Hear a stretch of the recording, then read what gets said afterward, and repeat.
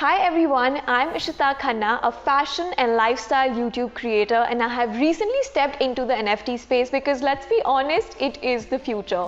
In fact, I recently launched my utility-driven NFT a couple of months back, which sold out in less than 24 hours.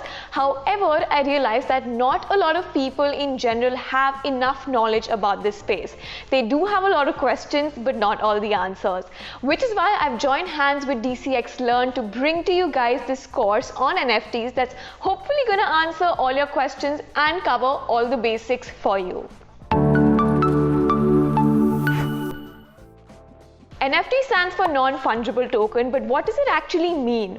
Now, NFTs are best understood as unique digital assets on the blockchain, and they exist in various industries like digital art, collectibles, gaming, virtual real estate, and many more. Basically, any type of media does have the potential to be turned into an NFT. It could be trading cards, audio clips, video clips, GIFs, memes, tweets, literally anything would have the potential to be turned into an NFT.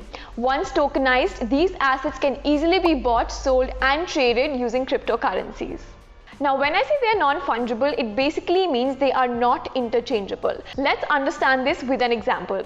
Say I have one Bitcoin and you have one Bitcoin. We can easily exchange it with each other without losing its value because one Bitcoin equals one Bitcoin. But suppose I have an NFT of the Mona Lisa painting and you have the NFT of the Last Supper painting. Now, both of them are completely different objects, completely different art pieces holding different values for different people, which is why they are not easily exchangeable at all. Which is why these are called non-fungible token, which basically means they are unique and non-interchangeable.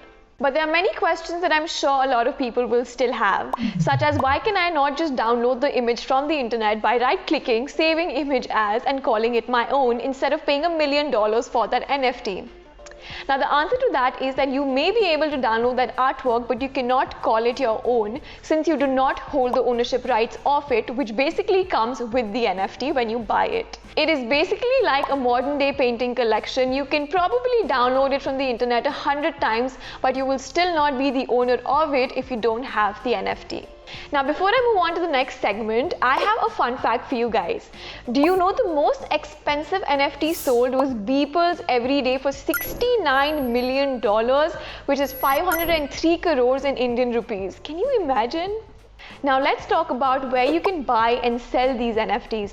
There are several marketplaces out there on the internet, but let's cover some popular ones. Number one would be OpenSea. You can buy, sell, and trade your NFTs over here, and there is a huge variety of NFTs available here, ranging from collectibles, domain names, and digital art, and a lot more in fact. It's literally like a one-stop shop for millions of NFT projects out there. The process of buying is pretty simple. You can either bid on it and the highest bidder gets to buy that NFT, or there are some NFTs that have a fixed price that you can buy them for. The next popular marketplace is called Nifty Gateway, and it is owned by Gemini LLC, which has been founded by the Winklevoss twins. You can easily buy, sell, and trade your NFTs here. And number 3 marketplace is Rarible, which is another really popular marketplace where you can buy, sell, and trade your NFTs. To turn your work into an NFT, you basically have to mint it on any of these marketplaces on the internet.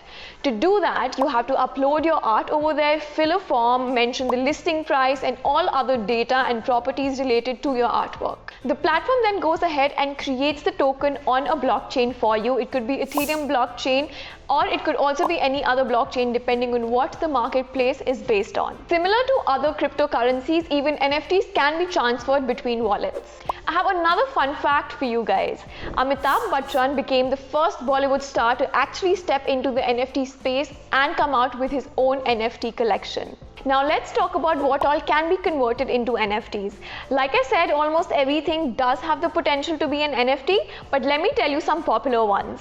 Number 1, digital artworks.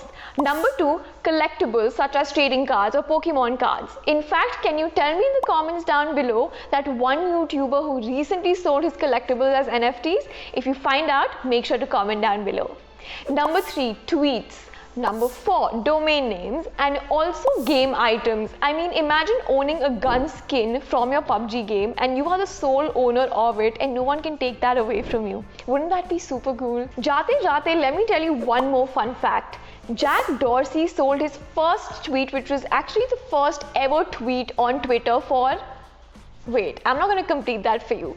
Find out and tell me in the comments down below how much that NFT was sold for. Also, if you want to learn how to mint or create your own NFT, tell me in the comments down below, and if we get a good response, we will make an NFT live on this channel that will give you a detailed step-by-step process of how it's done. I'm going to sign off now. In case you guys want to check out my NFT, the link will be in the description box, and I'll see you guys in the next video.